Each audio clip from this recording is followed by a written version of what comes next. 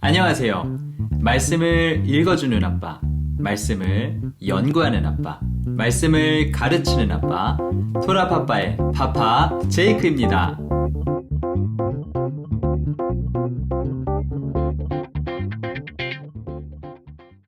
이번 주 토라 포션은 41번째 파라샤인 핀하스, 비느하스입니다.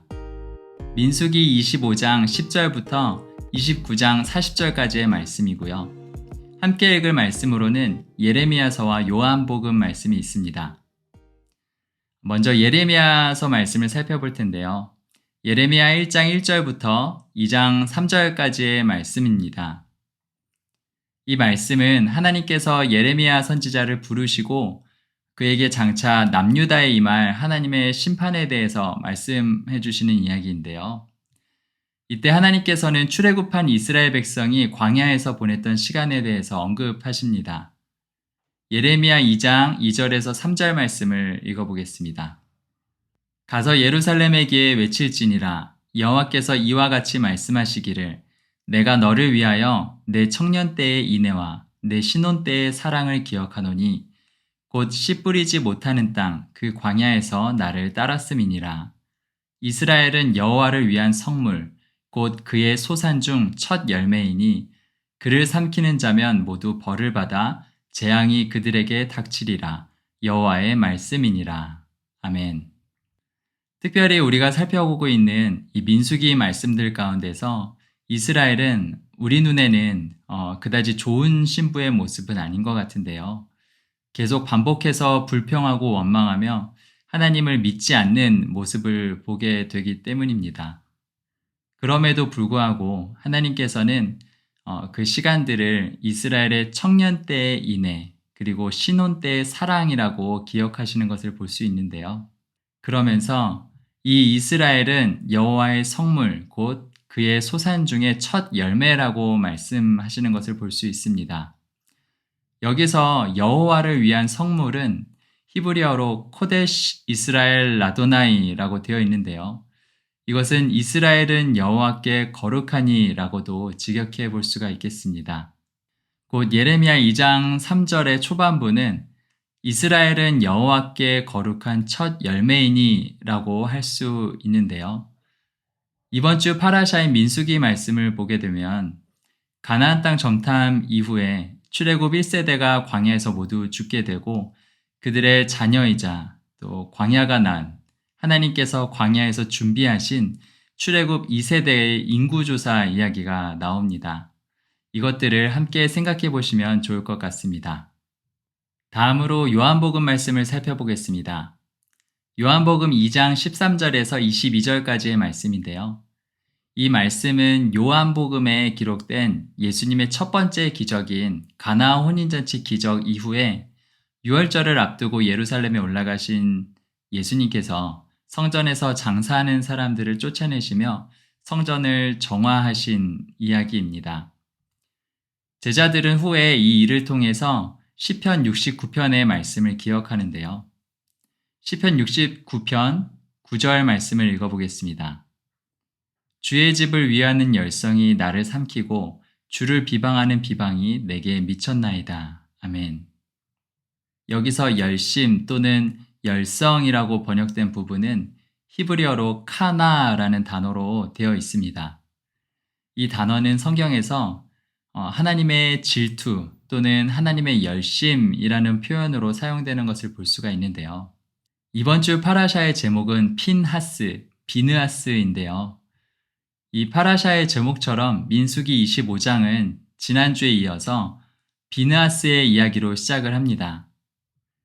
하나님의 성전, 하나님의 집을 향한 예수님의 열심과 이 예수님의 카나와 여호와의 질투심으로 질투한 비느하스의 카나 이야기를 함께 생각해 보시면 좋을 것 같습니다. 그럼 이번 주 파라샤인 민수기 말씀을 살펴보도록 하겠습니다. 민수기 25장 10절부터 29장까지의 말씀이고요. 이번 주 매일 함께 읽을 말씀 본문은 다음과 같습니다. 매주 인스타그램에 토라파파에 올리고 있으니까요. 참고하시면 좋을 것 같습니다. 먼저 전체 내용을 간략하게 살펴보도록 하겠습니다. 민수기 25장은 비느하스의 이야기가 이어집니다. 하나님께서 여호와의 질투심으로 질투한 비느하스와 언약을 맺으시는 장면이 나옵니다. 그리고 속임수로 이스라엘을 넘어지게 한 미디안 족속을 치라고 명령하시는 이야기가 나옵니다. 이어서 민수기 26장은 광야에서의 두 번째 인구조사 이야기입니다. 민수기 1장을 보면 출애굽 둘째 해, 둘째 달 첫째 날에 시내 광야에서 첫 번째로 인구조사를 하는 장면이 나오는데요. 이번 주 말씀에서는 출애굽 40년째 해 이스라엘의 모압 여인들과의 음행 사건 이후에 이 모압 평지에서의 두 번째 인구조사 이야기가 나타납니다. 다음으로 민수기 27장은 이스라엘 12지파 중 요셉 지파에 속한 므낫세 자손인 슬로브앗의 딸들의 이야기가 나옵니다. 앞서 인구조사 이야기가 등장하는 민수기 26장에서 므낫세의 자손을 계수할 때 바로 이 슬로브앗의 이야기가 살짝 언급이 되는 것을 볼 수가 있는데요. 여기서 아들이 없이 죽은 자의 기업을 무르는 규례에 대해서 설명하고 있습니다. 다음으로 민수기 28장과 29장은 정한 시기에 여호와께 바치는 헌물에 대해서 설명하고 있습니다. 그래서 매일, 매주, 매달, 매년 여호와께서 구별하신 시간들에 여호와께 드리는 예물에 대한 규례들이 나와 있습니다. 그럼 본격적으로 한 장 한 장 내용들을 살펴보도록 하겠습니다. 먼저 민수기 25장입니다. 지난주 제사장 아론의 손자이자 아론의 뒤를 이어 제사장이 된 엘르아살의 아들 비느하스가 손에 창을 들고 모압 여인을 데리고 온 이스라엘 사람과 그 모압 여인을 찔러 죽이는 사건이 있었습니다. 하지만 그로 인해서 하나님께서 이스라엘 백성 가운데 내리셨던 연병이 그치게 되었는데요. 하나님께서는 비느하스가 여호와의 질투심으로 질투하였다라고 말씀하시면서 비느하스와 평화의 언약을 맺으십니다. 그것은 바로 영원한 제사장 직분의 언약인데요. 민수기 25장 11절에서 13절 말씀을 읽어보겠습니다. 제사장 아론의 손자 엘르아살의 아들 비느하스가 내 질투심으로 질투하여 이스라엘 자손 중에서 내 노를 돌이켜서 내 질투심으로 그들을 소멸하지 않게 하였도다. 그러므로 말하라. 내가 그에게 내 평화의 언약을 주리니 그와 그의 후손에게 영원한 제사장 직분의 언약이라. 그가 그의 하나님을 위하여 질투하여 이스라엘 자손을 속죄하였음이니라. 아멘.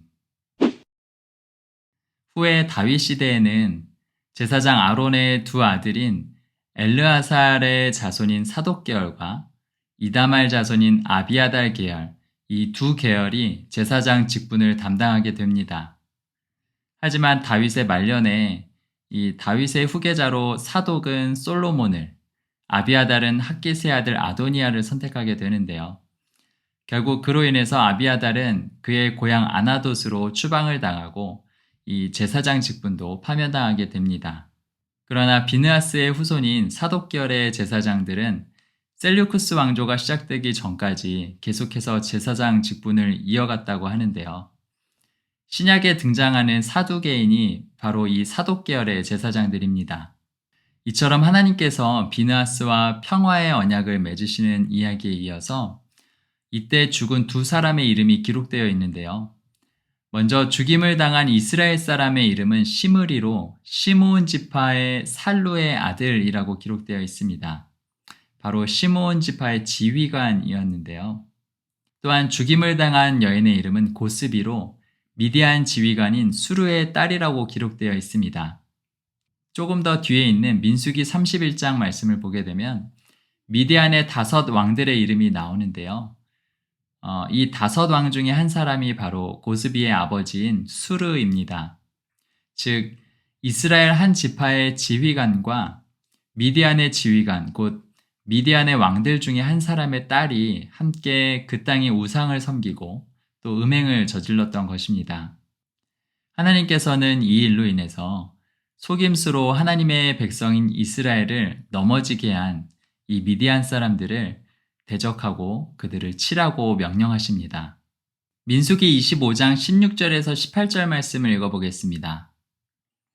여호와께서 모세에게 말씀하여 이르시되 미디안인들을 대적하여 그들을 치라. 이는 그들이 속임수로 너희를 대적하되 부올의 일과 미디안 지휘관의 딸 곧 부올의 일로 연병이 일어난 날에 죽임을 당한 그들의 자매 고스비의 사건으로 너희를 유혹하였음이니라. 아멘. 다음으로 민수기 26장에는 시내 광야 이후 두 번째로 인구조사를 하는 이야기가 나옵니다. 이스라엘의 음행으로 인한 연병 사건 이후에 이 여리고 맞은편 요단가 모압 평지에서 진행되었는데요. 40년 광야 방황의 시간을 마치고 하나님께서 약속하신 바로 그 가나안 땅을 코앞에 두고 진행된 인구조사입니다. 민수기 26장 1절에서 2절 말씀입니다. 연병 후에 여호와께서 모세와 제사장 아론의 아들 엘르아살에게 말씀하여 이르시되 이스라엘 자손의 온 회중의 총수를 그들의 조상의 가문을 따라 조사하되 이스라엘 중에 20세 이상으로 능히 전쟁에 나갈 만한 모든 자를 계수하라 하시니. 아멘. 하나님께서는 시내 광야에서와 같이 이번에도 동일하게 20세 이상으로 전쟁에 나갈 만한 모든 자들을 계수하라고 명령하십니다. 이렇게 계수된 자들이 총 60만 1730명이라고 기록되어 있는데요. 이 숫자는 시내산에서 계수했을 때와 비교할 때 약 2000명 정도의 오차밖에 나지 않는 것을 확인할 수 있습니다. 즉, 가나안 땅에서 싸우게 될 하나님의 군대, 이 이스라엘 군대의 숫자가 대략 60만 명으로 출애굽 이후에 크게 변함이 없다는 것을 볼 수가 있는데요. 하나님께서는 그들의 기업이 될 가나안 땅을 이스라엘 각 지파별로 계수된 사람의 수대로 제비를 뽑아서 그들에게 나누어 주어 기업으로 삼게 하라고 말씀하십니다. 민수기 26장 53절에서 55절 말씀입니다. 이 명수대로 땅을 나눠주어 기업을 삼게 하라. 수가 많은 자에게는 기업을 많이 줄 것이요 수가 적은 자에게는 기업을 적게 줄 것이니 그들이 계수된 수대로 각기 기업을 주되 오직 그 땅을 제비 뽑아 나누어 그들의 조상 지파의 이름을 따라 얻게 할지니라. 아멘. 이어서 레위인들의 수를 계수하는 이야기가 나오는데요. 레위인 역시 시내 광야에서와 같이 1개월 이상 된 레위인의 모든 남자들의 수를 계수합니다. 시내 광야에서 계수했던 레위인들의 수는 8,580명이었는데요. 이 모압 평지에서 계수된 레위인들의 수는 2만 3천 명이었다고 기록되어 있습니다. 앞서 이스라엘 군대의 수와는 달리 레위인들의 수는 시내 광야에서보다 약 3배가량 늘어난 것을 볼 수가 있습니다.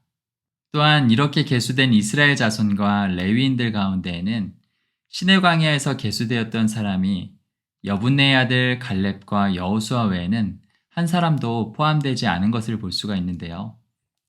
민수기 26장 63절에서 65절을 말씀을 읽어보겠습니다. 이는 모세와 제사장 엘르아살이 계수한 자라.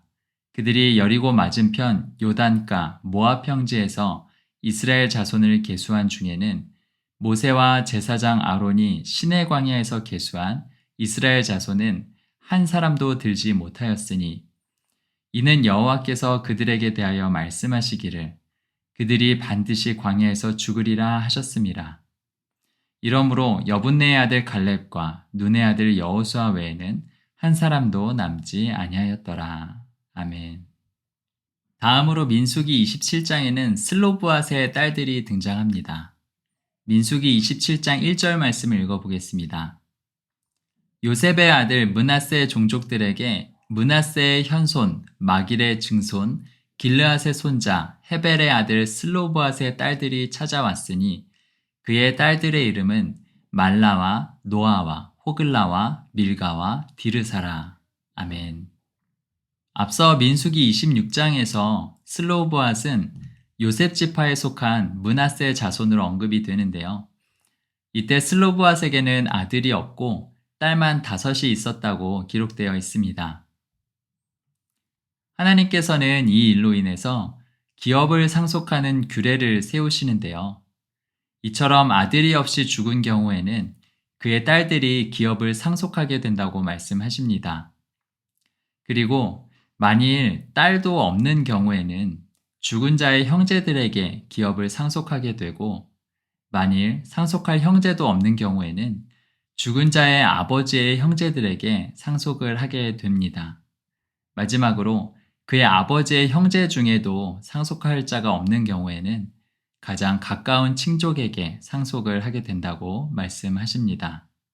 이어서 하나님께서는 모세에게 아바림 산으로 올라가서 하나님께서 이스라엘에게 주신 땅을 바라보라고 말씀하십니다. 그리고 모세 또한 아론처럼 그 땅에 들어가지 못하고 그곳에서 죽음을 맞이하게 될 것을 말씀하시는데요. 여기서 모세가 죽기 전 가나안 땅을 바라보기 위해 올랐던 산의 이름은 성경에 아바림산, 느보산, 비스가산 등 다양한 이름으로 나타나고 있는데요. 이 아바림이라는 뜻은 건너편에 있는 이라는 뜻입니다. 그래서 아바림산 이러면 건너편에 있는 산이라는 뜻이 되겠는데요. 이 아바림이라는 단어는 이제 에베르의 복수형입니다. 그래서 이 에베르는 건너다, 대항하다라는 뜻을 가진 단어인데요. 바로 이 에베르라는 단어에서 유대인들을 상징하는 이 히브리, 이 이브리라는 말이 나오게 됩니다.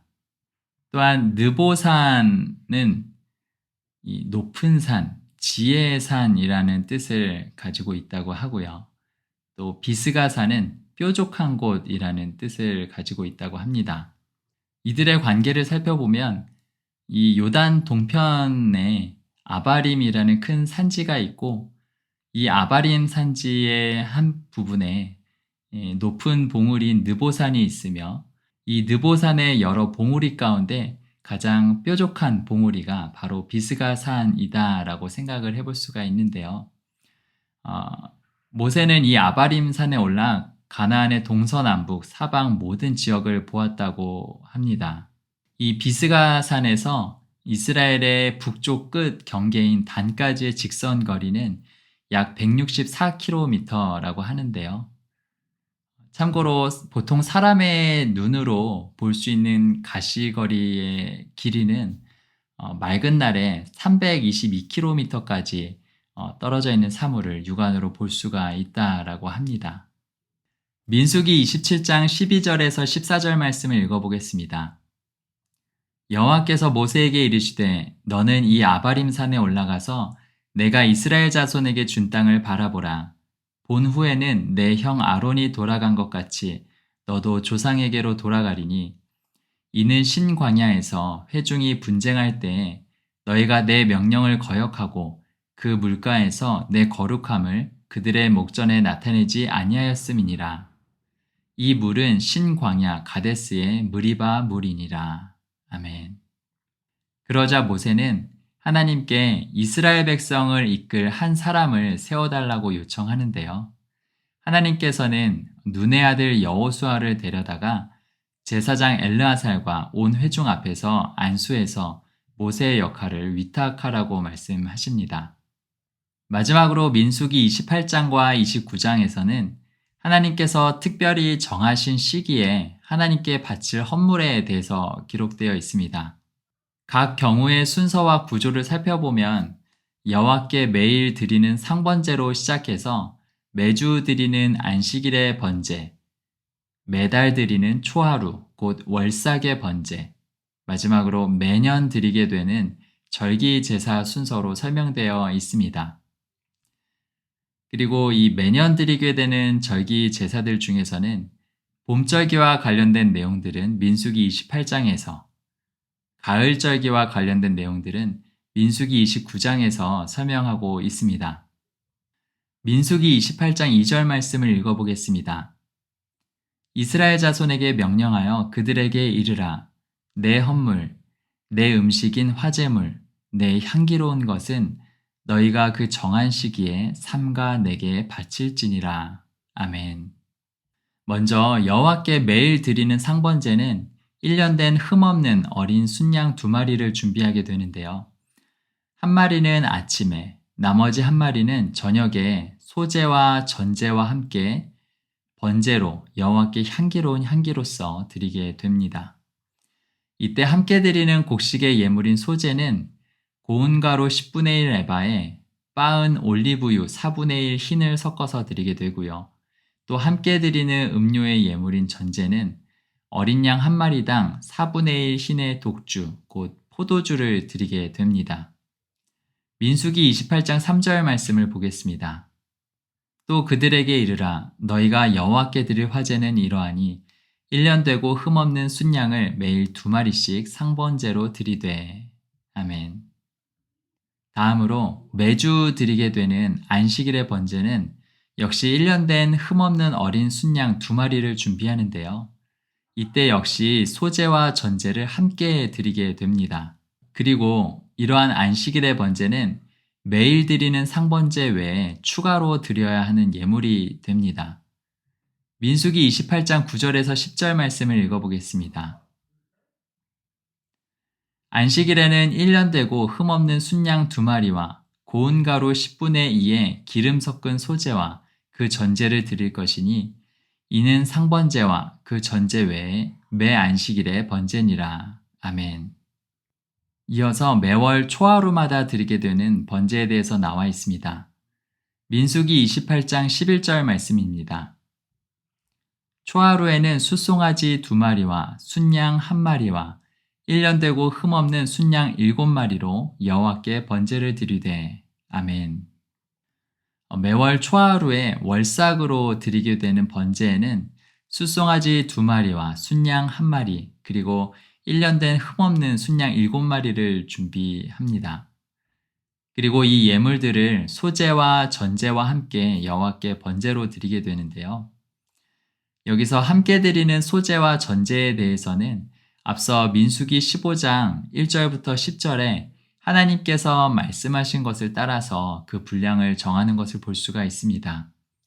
그리고 이러한 헌물의 종류와 양은 여호와의 7절기 중 가장 마지막 절기인 초막절을 제외하고는 이후에 나오는 절기제사의 예물들에도 동일한 것을 볼 수가 있습니다.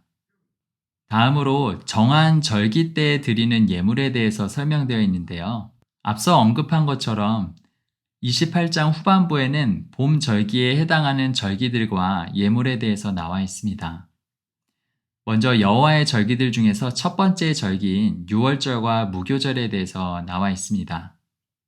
민수기 28장 16절에서 17절 말씀입니다. 첫째 달 14째 날은 여호와를 위하여 지킬 유월절이며 또 그 달 15째 날부터는 명절이니 이래 동안 무교병을 먹을 것이며. 아멘. 하나님께서 이스라엘이 출애굽했던 그 달을 첫째 달이 되게 하라고 말씀하셨는데요. 그 첫째 달 14일이 유월절이고 바로 그 다음 날부터 7일 동안 무교병을 먹는 무교절을 보내게 됩니다. 그래서 이 유월절과 무교절은 하나의 절기로 여겨지게 되는데요. 사실 유월절에는 각 가정별로 그 가족 구성원의 수대로 1년 된 흠없는 어린 양을 한 마리씩 잡아서 그 피를 문설주와 문 인방에 바르라고 말씀하셨습니다. 그리고 나서 다음 날인 이 무교절 기간에는 정해진 헌물들을 7일 동안 매일매일 드리라고 말씀하십니다. 민수기 28장 24절 말씀을 보겠습니다. 너희는 이 순서대로 이래 동안 매일 여호와께 향기로운 화제의 음식을 드리되 상번제와 그 전제 외에 드릴 것이며. 아멘. 이어서 초실절 이후 7 안식일을 지나고 맞이하는 77절, 곧 처음 익은 열매, 이 새 소제를 드리는 날에도 정해진 헌물들을 드리게 됩니다. 민수기 28장 26절 말씀을 보겠습니다. 77절 처음 익은 열매를 드리는 날에 너희가 여호와께 새 소제를 드릴 때에도 성회로 모일 것이요 아무 일도 하지 말 것이며. 아멘. 마지막으로 민수기 29장에는 여호와의 절기들 가운데 가을에 해당하는 일곱째 달 절기들과 그 예물들에 대해서 기록되어 있습니다. 먼저 일곱째 달 초하루인 나팔절에 대해서 나와 있습니다. 민수기 29장 1절 말씀을 읽어보겠습니다. 일곱째 달에 이르러는 그 달 초하루에 성회로 모이고 아무 노동도 하지 말라. 이는 너희가 나팔을 불 날이니라. 아멘. 나팔절은 성경에 나팔을 부는 날 또는 나팔을 불어 기념할 날이라고 나와 있는데요. 특별히 이 나팔절은 월삭에 해당하지만 매달 초하루의 번제인 월삭 예물 외에 추가로 드리는 예물이라고 명시되어 있습니다. 다음으로 일곱째 달 열흘에 있는 대속죄일이라고도 부르는 이 속죄일에 대해서 나와 있습니다. 이날은 국가적인 속죄, 곧 회개와 죄사함의 날이자 특별히 성소를 위해서 속죄하는 날인데요. 1년 중 유일하게 대제사장이 언약궤가 있는 지성소 안에 들어가는 날이기도 합니다. 민수기 29장 7절 말씀입니다. 일곱째 달 열흘날에는 너희가 성회로 모일 것이요 너희의 심령을 괴롭게 하며 아무 일도 하지 말 것이니라. 아멘. 레위기 16장을 보면 이 속죄일에 대해서 자세하게 나와 있는데요. 이날 대제사장을 위해서는 속죄제로 숫송아지 한 마리와 번제로 순양 한 마리를 드리고 이스라엘 온 회중을 위하여는 속죄제로 순염소 두 마리와 번제로 순양 한 마리를 드리도록 되어 있습니다. 그리고 민수기 29장에는 여기에 더하여서 속죄일 절기에 여호와께 바치는 번제로 정해진 헌물을 드려야 한다고 기록되어 있습니다. 마지막으로 일곱째 달의 마지막 절기이자 여호와의 일곱 절기들 가운데 마지막 절기인 초막절에 대한 말씀입니다. 민수기 29장 12절 말씀을 읽어보겠습니다. 일곱째 달 15째 날에는 너희가 성회로 모일 것이요 아무 일도 하지 말 것이며 이래 동안 여호와 앞에 절기를 지킬 것이라. 아멘. 이 초막절은 하나님께서 이스라엘을 애굽에서 인도하신 때 그들이 광야에서 초막에 거주했던 것을 기억하는 절기입니다. 또한 이스라엘 백성이 가나안 땅에 들어간 이후에는 그 땅의 토지 수출에 대해서 하나님께 감사하는 절기이기도 한데요. 이스라엘 백성들은 이 7일 동안의 초막절 기간 동안 매일매일 여호와 하나님께 매일 드리는 상번제나 안식일의 번제나 초하루의 번제에 더하여서 초막절 절기에 대한 절기 예물을 드리게 됩니다. 그런데 앞서 살펴본 다른 절기들과는 달리 이 초막절 절기 때는 기존에 바치던 헌물들과는 좀 다르게 헌물을 준비하여 바치는 것을 볼 수가 있는데요. 민수기 29장 39절 말씀을 읽어보겠습니다. 너희가 이 절기를 당하거든 여호와께 이같이 드릴지니 이는 너희의 서원제나 낙헌제로 드리는 번제, 소제, 전제, 화목제 외에 드릴 것이니라. 아멘. 특별히 이 매월 초하루의 번제와 이후 절기 제사들에는 각각 정해진 예물들 외에 순염소 한 마리의 속죄제를 더해서 드리라고 말씀하신 것을 볼 수가 있고요. 또 이러한 헌물들은 모두 흠없는 것으로 드릴 것에 대해서 기록되어 있습니다. 이번 주 토라 포션 말씀을 살펴보면서 이 이스라엘 백성들은 정말 어마어마한 양의 동물들을 이 제사 예물로 여호와께 드렸었다는 것을 새삼 생각해 보게 되었는데요. 그러면서 사무엘상 15장에 백성을 두려워해서 하나님께 불순종했던 사울 왕에게 사무엘이 했던 이 여호와의 목소리를 청종하는 것, 이 여호와께 순종하는 것, 곧 여호와를 듣는 것이 여호와께 드리는 이러한 제사들보다 낫다라고 했던 말씀이 떠오릅니다. 사무엘상 15장 22절에서 23절 말씀인데요. 사무엘이 이르되 여호와께서 번제와 다른 제사를 그의 목소리를 청종하는 것을 좋아하심 같이 좋아하시겠나이까.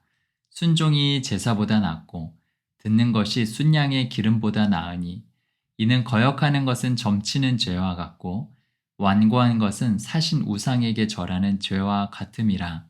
왕이 여호와의 말씀을 버렸으므로 여호와께서도 왕을 버려 왕이 되지 못하게 하셨나이다 하니. 아멘. 또한 호세아서를 보면 나는 인애를 원하고 제사를 원하지 아니하며 번제보다 하나님을 아는 것을 원하노라 라고 기록되어 있는데요. 이처럼 하나님께서는 이러한 제사들보다 인애, 곧 선을 행하는 것을 더 원하시고 바로 그것이 하나님을 아는 것이라고 말씀하시는 것을 되새겨 봅니다. 특별히 이것과 관련해서 이번 주 민수기 말씀 가운데 우리는 두 사람을 기억해 볼 수 있을 것 같은데요. 바로 제사장 엘르아살의 아들인 비느하스와 눈의 아들 여호수아입니다. 여기서 비느하스는 하나님께서 나의 질투심으로 그가 질투하였다. 곧 그가 내 열심을 가졌다라고 말씀을 하셨고요. 여호수아에 대해서는 하나님께서 여호수아는 그 안에 영이 머물고 있는 자다라고 말씀을 하셨습니다. 그리고 이 두 사람은 모두 이스라엘의 출애굽 2세대와 함께 하나님께서 약속하신 땅에 들어가게 됩니다. 우리가 계속해서 살펴보고 있는 이 민수기의 히브리어 제목은 바미드바르, 즉 광야에서입니다. 광야는 씨 뿌리지 못하는 땅이죠. 씨를 뿌린다고 해도 열매 맺는 것이 쉽지 않은 땅입니다. 이스라엘 백성은 40년 동안의 광야 시간 가운데 그 땅에서 아무런 열매도 얻을 수가 없었습니다. 하지만 앞서 우리가 함께 나누었던 예레미야 말씀을 보게 되면 이 40년 광야의 시간 동안 하나님께서는 이스라엘이라는 첫 열매를 얻으셨다라고 기록되어 있습니다.